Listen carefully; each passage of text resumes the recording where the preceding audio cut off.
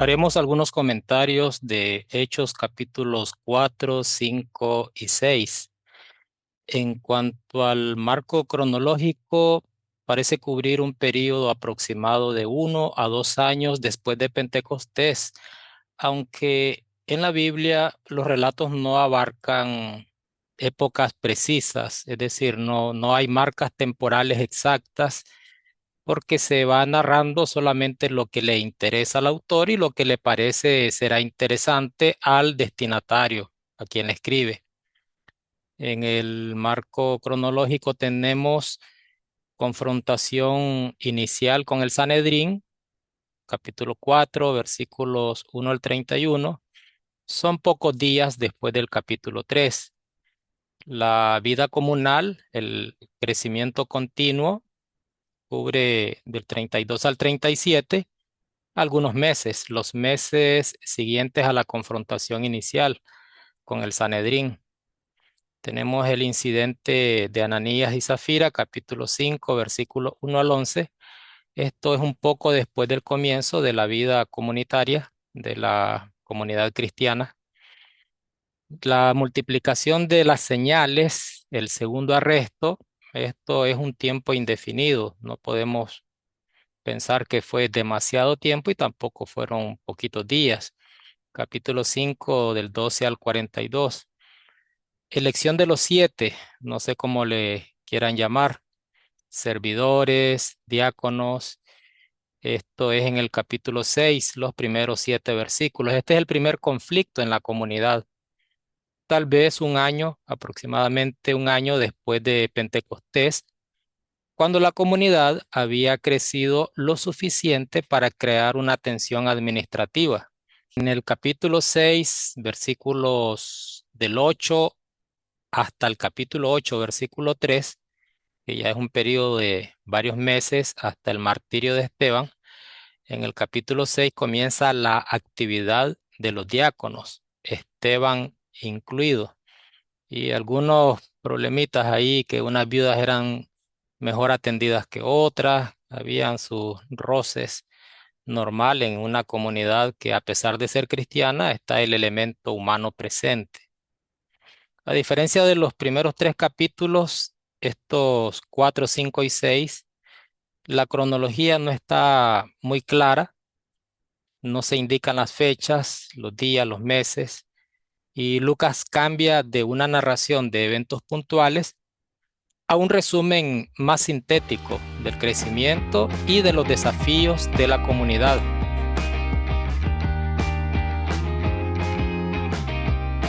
En cuanto al aspecto histórico, tenemos algunas cositas que decir del contexto político religioso en Jerusalén, del Sanedrín y la autoridad judía. En el capítulo 4, los líderes religiosos aparecen por primera vez enfrentándose directamente a los apóstoles. Tenemos al sumo sacerdote, Caifás. Caifás fue sumo sacerdote desde el año 18 hasta el 36 después de Cristo. Fue nombrado por el prefecto romano, aunque Herodes Antipas lo había destituido en el 36 para el periodo de Hechos 4, que todavía no llega al 36, aún estaba en el cargo. Su suegro Anás, que fue el sumo sacerdote desde el año 6 hasta el 15 después de Cristo, aún mantenía influencia considerable. Allá en Lucas capítulo 3 se mencionan a ambos, tanto a Caifás como a Anás. En cuanto a los saduceos, citados en el capítulo 4, se especifica que los apóstoles fueron encarcelados por sacerdotes, capitán del templo y saduceos. Estos saduceos eran una élite sacerdotal, aristocrática, podríamos llamarla, que aceptaba solo el Pentateuco como autoridad divina, como para regir sus vidas, sus cultos. Negaban la resurrección de los muertos.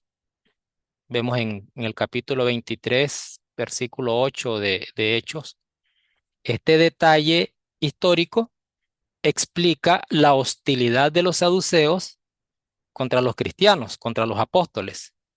Predicar la resurrección de los muertos era un problema si habían saduceos con autoridad. Iba directamente contra la doctrina central de los saduceos.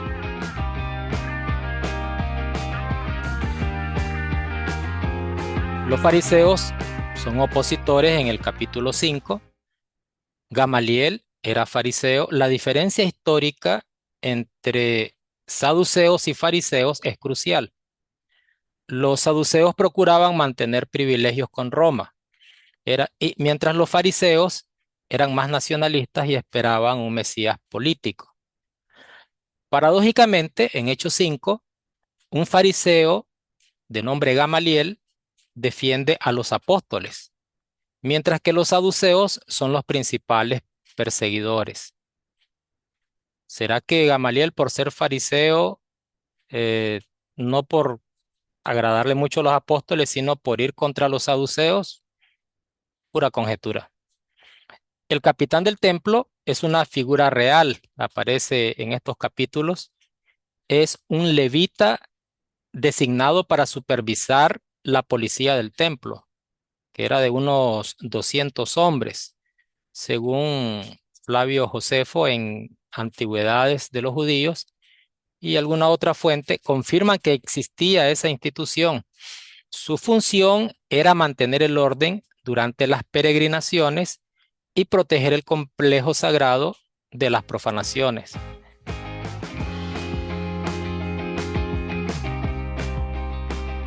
En cuanto al contexto sociopolítico, el Imperio Romano permitía cierta autonomía religiosa a los pueblos que conquistaban, pero reservaban para sí mismos el derecho de la pena capital. El Sanedrín no podía ejecutar a Esteban sin la aprobación romana. Aunque a los romanos no les interesaba mucho el asunto religioso de los pueblos que conquistaban, tampoco iban a ser indiferentes cuando este grupito, al principio grupito para los romanos, se multiplicó a un 4000% de miembros. Entonces ya eso era un poco diferente, ya no era solamente respetar o ser indiferente a los cultos y actividades religiosas de un pueblo conquistado, sino que ya era algo de mucho riesgo, mucho peligro para ellos. La percepción romana del movimiento cristiano inicial era ambigua. Para Roma el cristianismo parecía una secta judía más, y los judíos no eran forzados al culto imperial, pero conforme el mensaje se expandiera, esa protección iba desapareciendo hasta el punto extremo que encontramos en el contexto de Apocalipsis. La curación del tullido fue un evento que impactó a muchísima gente. La confrontación posterior y la curación de este tullido ocurren en el complejo del templo herodiano. Tenía múltiples puertas, incluyendo la puerta hermosa, la de Nicanor.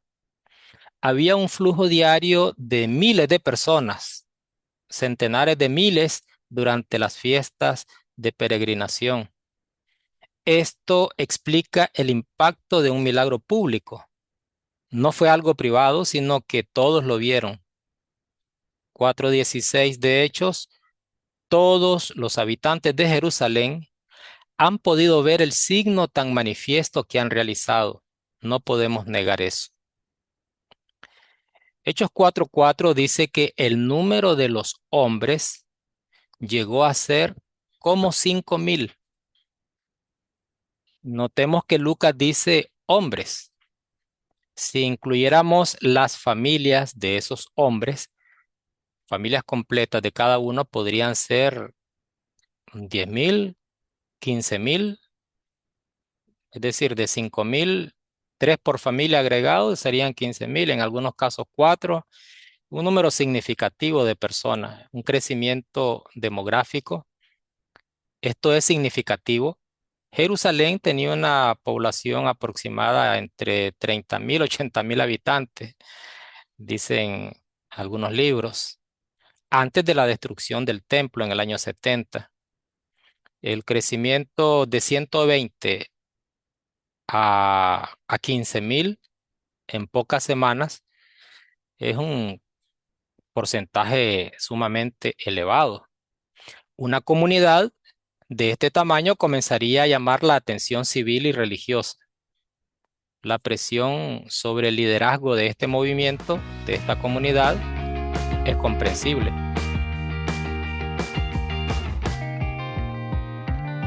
La pregunta del Sanedrín: ¿con qué poder o en qué nombre habéis hecho esto? Pedro responde con una cristología contundente: por el nombre de Jesucristo, el Nazoreo, a quien ustedes crucificaron. Y agrega: no hay bajo el cielo otro nombre dado a los hombres por el que nosotros debamos salvarnos. Aquí hay un paralelismo entre salvación y nombre. El nombre del Señor Jesús es el medio de salvación. La autoridad del Señor Jesús nos ofrece la salvación. Esto conecta con la etimología del propio nombre. Yeshua, Yahvé salva. Esta respuesta de Pedro, todavía estamos en los versículos 10 al 12 del capítulo 4. La piedra que ustedes, los constructores, han despreciado, se ha convertido en piedra angular. Pedro está citando a Salmos 118, 22. Este salmo se cantaba en las fiestas judías. Era leído durante la peregrinación a Jerusalén. El Sanedrín lo conocía muy bien y lo cantaba cada año. La persona que ellos habían rechazado es la anunciada en Salmos, cantado por ellos, y qué impacto que se le haya dado esa respuesta. Después de ser amenazados y liberados, los apóstoles se reúnen con sus hermanos para orar. Este pasaje es teológicamente rico en varios sentidos. En cuanto a la naturaleza de la oración, no piden protección, no piden venganza, lo que piden es valentía para hablar con franqueza. No sé si son diferentes a las oraciones actuales, las que hacemos hoy los cristianos. Denos el valor para hablar con franqueza, para no andar con temores en nuestra predicación, en el cumplimiento de nuestro deber. Hay oposición, hay peligro, denos valor. Pedro cita el Salmo 2. La aplicación que hacen los creyentes es temeraria. Identifican a Herodes, Poncio Pilato, gentiles, pueblo de Israel, con con los reyes de la tierra a los que aduce el Salmo citado por ellos en la oración. Esto revela los eventos de la pasión del Señor Jesús, que se leen como cumplimiento de patrones proféticos. La rebelión contra Cristo es realizada según el propósito permisivo de Dios. No es que Dios envió a un grupo de personas a oponérsele al Salvador, al Señor Jesucristo. Él lo permitió. De lo que podemos estar claros en el 4:28 es de ese propósito permisivo del Creador.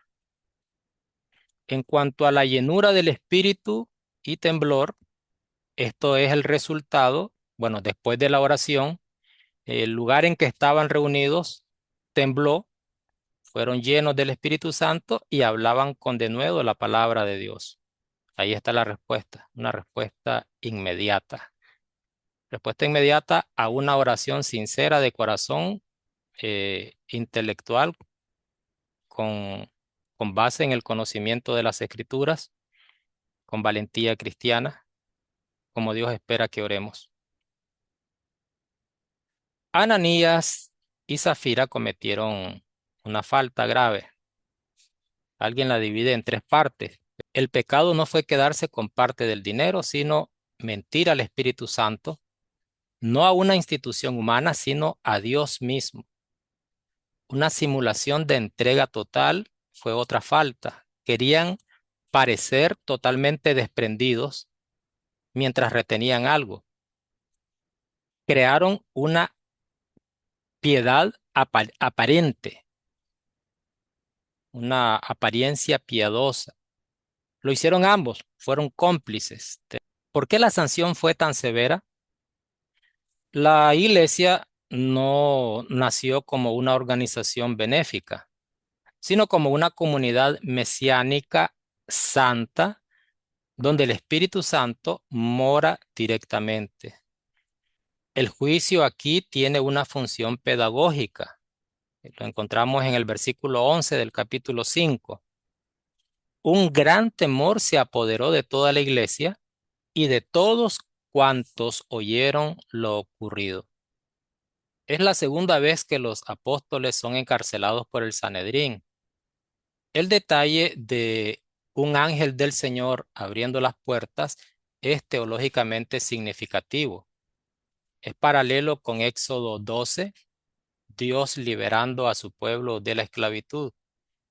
Es paralelo con Pedro en la prisión, lo veremos en el capítulo 12, es un patrón repetitivo en Hechos.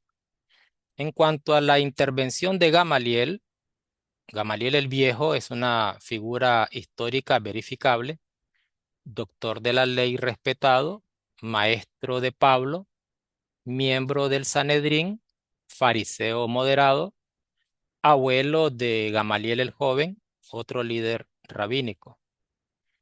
El argumento de Gamaliel hizo referencia a un líder conocido, oralmente no registrado oficialmente, Judas el Galileo, rebelde histórico del año 6 antes de Cristo, cuando Roma impuso el censo, lideró una revuelta que terminó mal y sus seguidores se dispersaron. Gamaliel está aplicando un principio de discernimiento escatológico. El resultado final revelará el origen si es divino o humano. Curiosamente, Gamaliel, un fariseo, es el defensor de los apóstoles frente a los saduceos. El hecho de que los apóstoles fueran azotados es significativo históricamente. El flagelo judío era limitado por la ley, pero en la práctica a veces se excedía.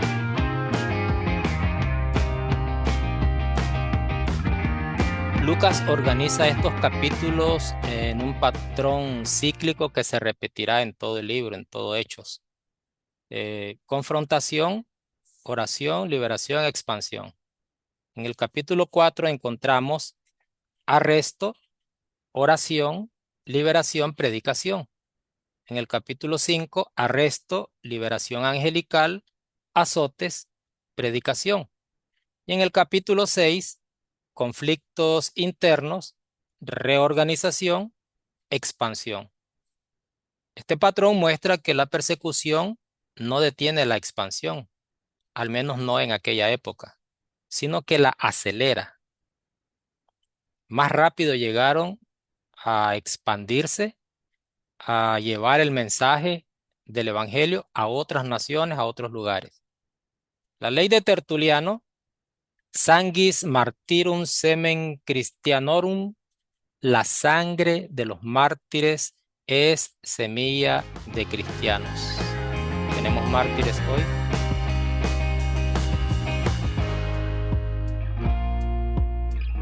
Hechos 4:27 nos da la lista de los participantes, los actores en la pasión de Cristo. Porque verdaderamente en esta ciudad se han aliado Herodes y Poncio Pilato con los extranjeros y la gente de Israel contra tu santo siervo Jesús, a quien has ungido. Herodes, Antipas, rey de Galilea, Poncio Pilato, prefecto de Judea, gentiles, representados por los soldados romanos, pueblo de Israel, representado por el Sanedrín. La importancia teológica es que nadie está exento de responsabilidad.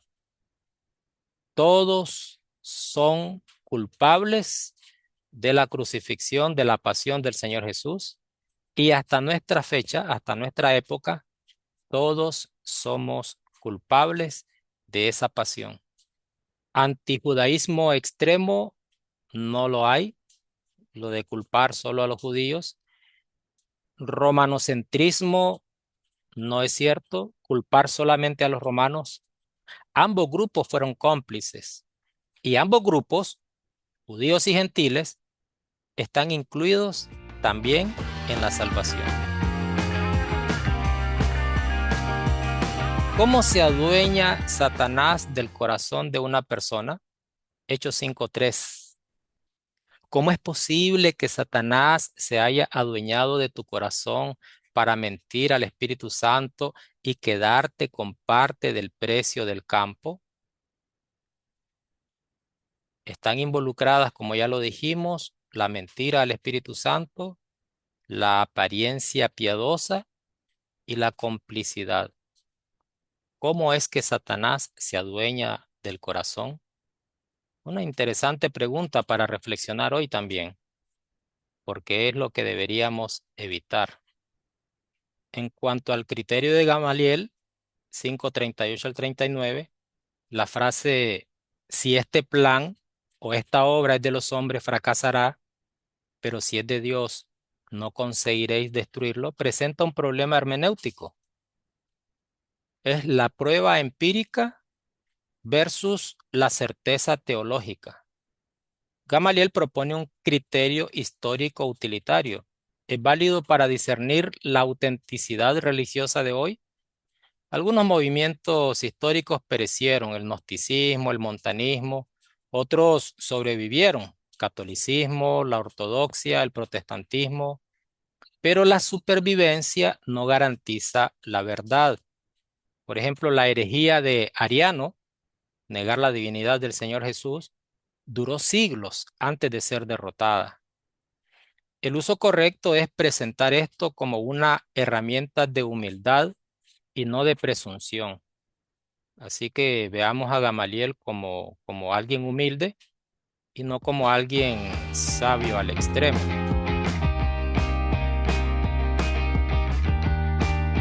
Capítulo 6, versículo 1. Por aquellos días, al multiplicarse los discípulos, hubo quejas de los helenistas contra los hebreos, porque sus viudas eran desatendidas en la asistencia cotidiana. Los hebreos eran judíos de Palestina, arameo hablantes, realizaban el culto en el templo, eran conservadores y estaban arraigados culturalmente al templo. Los helenistas o griegos eran judíos de la diáspora, grecoparlantes. Hacían sus cultos en sinagogas dispersas, eran más abiertos al mundo gentil y estaban menos vinculados al templo. Se nota una respuesta positiva, sabia de parte de los líderes de la iglesia en esa época y dicen hay que nombrar unos varones para que solucionen este y otros problemas, para que no haya desatención ni favoritismo, ni aparente favoritismo de parte de un gremio en el grupo o de otro. Y se nota que al ser elegidos los siete, Esteban, Felipe, Prócoro, Nicanor, Timón, Parmenas, Nicolás, eh, entendemos que tienen nombres griegos y eran los helenistas, los griegos, los que estaban siendo afectados o perjudicados por algo que se estaba dando, por una situación en esos días. Y sugiere que eran de la comunidad helenista. No había intención de competir, de qué grupo era más fuerte, de qué gremio era más destacado, sino que simplemente se buscó una solución y qué bueno que eran helenistas los que fueron nombrados para hacerse cargo de la distribución de los bienes a favor de las viudas. Es el primer conflicto intraeclesial registrado. Sobre distribución de recursos equitativo. Lucas lo narra honestamente, la unidad no elimina las tensiones, ya lo dijimos, de un grupo conformado por seres humanos, buscando acercarse a Dios, siguiendo el cristianismo, practicando el cristianismo, pero humanos al fin. Lucas lo narra honestamente, no hay nada que esconder. Problemas, dificultades en todas las épocas, en todas las comunidades, en todas las iglesias del mundo. La selección de los 7, eh, que sean de buena reputación, de credibilidad comunitaria, integridad comprobada, que sean llenos del Espíritu Santo, no solamente la competencia administrativa, no solamente la capacidad, sino también la madurez espiritual, que sean sabios, que tengan la capacidad de un discernimiento práctico. Ah, son para las mesas, son para la benevolencia. Pongan ahí a estos tres, a este que me cae bien, al hermanito que es nuevo, que vino del mes pasado, hay que ponerlo a trabajar para que no se nos vaya. Eso es muy diferente a lo que se nota cuando hay una autoridad apostólica eh, dirigiendo la administración para el mejor funcionamiento de la iglesia. No es al criterio humano, no es a la opinión vulgar o popular, sino que requisitos sensatos, buena reputación, mm, lleno del Espíritu Santo, sabio. No es fácil encontrarlo, aunque tampoco imposible, pero era muy importante el cargo, no solamente el pastoreo es importante, el servicio que se presta en la comunidad cristiana, como lo está describiendo aquí Hechos, como lo enfocó, lo enfatizó Lucas, era muy importante. Era cualidades especiales, no cualquiera para servir al Señor. Así que voy a hacer un énfasis, voy a repetir, debían gozar de credibilidad comunitaria, íntegros, comprobada su integridad, competentes administrativamente, maduros espiritualmente y con la capacidad de un discernimiento práctico, llenos de sabiduría, llenos del Espíritu Santo, con muy buena, excelente reputación. La elección de servidores requiere las mismas calificaciones espirituales que la predicación. El servicio material no es secundario en la iglesia. En la jerarquía espiritual, los que sirven materialmente no son menos. No es secundario. Requiere de la misma unción. Hechos 6, 8 al 10. Esteban, lleno de gracia y poder, hacía grandes prodigios y señales entre el pueblo. Entonces algunos de los que pertenecían a la sinagoga llamada de los libertos comenzaron a contender con Esteban. Esteban, lleno de gracia y de poder, realizaba grandes prodigios. Se presentaron algunos de los de una sinagoga llamada de los libertos, cirenenses, alejandrinos y otros de Cilicia de Asia, y se pusieron a discutir con Esteban, pero no eran capaces de enfrentarse a la sabiduría y espíritu con que hablaba. Estos libertos eran descendientes de esclavos judíos liberados por Pompeyo en el año 63 a.C. y fueron llevados a Roma. Algunos regresaron a Jerusalén con documentos de ciudadanía romana. Estos judíos probablemente tenían ciudadanía romana, a los que se refiere en el capítulo 6, lo que los hacía más propensos a buscar justicia romana ante los conflictos. Esto explica por qué Esteban será llevado ante el Sanedrín y eventualmente ejecutado, aunque técnicamente ilegal en esa fase temprana. Una pregunta hermenéutica clave en estos tres capítulos es: ¿son normativas para la iglesia actual las experiencias de hechos? ¿Establecen una norma una regla, una ley para nuestro tiempo. Ejemplos. El juicio instantáneo por el pecado, capítulo 5, Ananías y Zafira. La santidad de Dios no cambia. La hipocresía sigue siendo pecado grave. Este caso es único en la Biblia. La mayoría del Nuevo Testamento enfatiza gracia y restauración. Otro ejemplo es la liberación angélica. Dios puede intervenir sobrenaturalmente cuando quiera. La norma del Nuevo Testamento es sufrimiento, no evasión. Los mártires no fueron liberados. El servicio material con unción espiritual, otro ejemplo. El servicio y la predicación requieren igualmente unción. El rol de diácono a veces es institucionalizado de manera diferente. No sé por qué. La persecución como una norma. El Señor Jesús predijo persecución. Pablo la experimentó, pero no todos los creyentes fueron perseguidos. Juan, el apóstol, envejeció. Hechos 4 al 6 muestra cómo la iglesia se institucionaliza progresivamente. Solo los apóstoles, ninguna estructura de los capítulos 1 al 3. Problemas de distribución, se crea la diaconía, es el primer conflicto administrativo, capítulos 4 y 5. Y capítulos 6 al 7, Esteban desafiando el templo como una preparación para la expansión gentil. No solo el judaísmo, perdón, no solo el cristianismo judío se estaba expandiendo, también el cristianismo gentil a partir de lo acontecido en el capítulo 7 con Esteban. Este desplazamiento es gradual, pero prepara el terreno para la ruptura con el judaísmo oficial. La pregunta hermenéutica: ¿es el templo un símbolo perpetuo de la presencia de Dios o un tipo que encuentra su cumplimiento en el Señor Jesús como templo y luego en la comunidad, la iglesia, templo de Dios? Preguntas para discusión.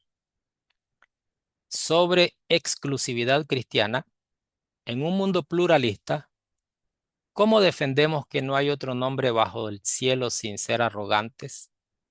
Sobre la respuesta comunitaria, ¿debería la iglesia moderna orar por más valor que por protección? Sobre Ananías y Zafira, ¿es esto un caso aislado o un principio permanente de integridad en la comunidad cristiana? Sobre Gamaliel, ¿es válido usar el criterio de resultados para discernir movimientos religiosos? Sobre los diáconos, ¿cómo equilibramos la distinción entre ministerio de la palabra y servicio material en la iglesia actual? Sobre el conflicto interno, ¿qué aprendizajes tenemos para manejar divisiones en comunidades modernas?